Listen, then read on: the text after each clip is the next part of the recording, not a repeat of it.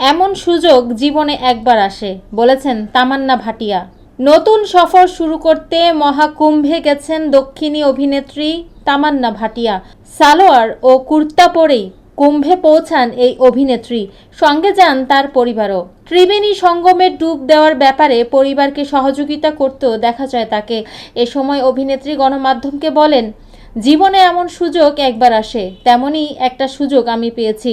অনেক মানুষকে এখানে দেখতে পাচ্ছি। আমার মনে হয় কষ্ট ও যন্ত্রণা থেকে আমরা সবাই মুক্তি পেতে চাই।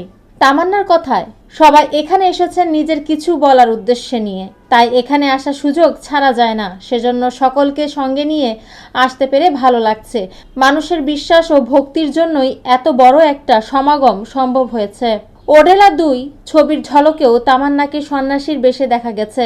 গেরুয়া ও খয়েরি রঙের পোশাকের সঙ্গে রুদ্রাক্ষের মালা, কপালে তিলক। ছবির প্রথম ঝলক প্রকাশের অনুষ্ঠানে তেলুগু ভাষায় বক্তব্য রাখেন তামান্না। মহাকুম্ভে এসে ছবির ঝলক প্রকাশ্যে আনায় নিজেকে সৌভাগ্যবতী বলেও মন্তব্য করেন তিনি। ওডেলা রেলওয়ে স্টেশন মূলত একটি ক্রাইম থ্রিলার ছিল। তার সিকুয়েল ওডেলা 2 ও একই ধারার ছবি বলে জানা গেছে। ঝলকে তামান্নাকে দেখে ইতিমধ্যেই মুগ্ধ অনুরাগীরা।